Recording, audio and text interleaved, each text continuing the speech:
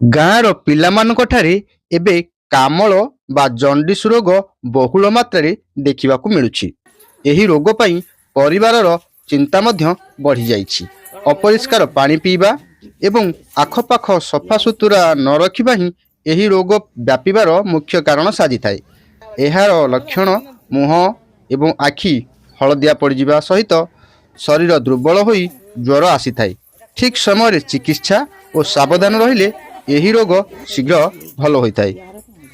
Doctor परमार्थ Panigrahi CSC मठकला आम देखिलु जे विशेषकाली जो 6 जन पिला डिटेक्ट होती से जाते मेडिकल ट्रिटमेंट होती प्रॉपर ट्रिटमेंट भी दि जाए कंडीशन से भल अच्छी बेसिकली देखा से सब ओपन वेल रु पानी सब पीउछंदी तेणु से वेल टे मैंने कही सब पकई देती अलरेडी सब ब्लीचिंग देकर आशा दीदी सब कर बर्तमान आम फर्दर आउ जो जड़े दी जन टेस्ट फेस्ट होनी पठे देचु बर्तमान से मेडिकल जाइए टेस्ट फेस्ट कर देखा रिपोर्ट तार या विषय आम डिस्कसन कर बर्तमान का समस्त ओवरऑल कंडीशन भल अच्छी बर्तमान परवर्ती पर्यायर आम स्टेप नबू मैंने बेसिकली हूँ जो सोर्स ऑफ वाटर जो खाऊर सप्लाई पानी से सब नौ ना प्लस से जो कूआ पानी पीउछंदी से कूआ पानी बेसिकली ये आम देखिलु से असुविधा अच्छी तेणु से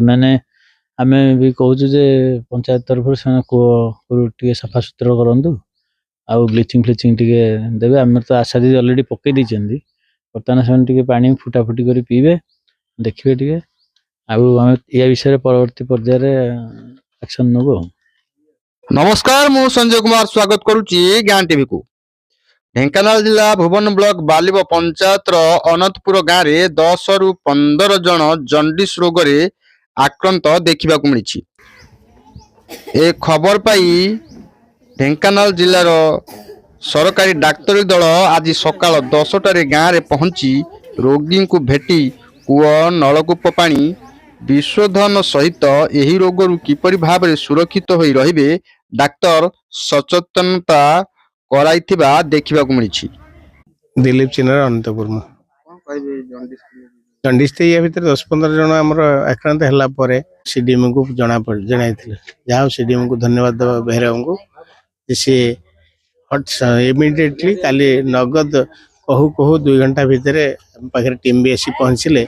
आज भी मठवाला सीएससी एवं पूरा कंप्लीट टीम आम पाखे आसी पहुँचते।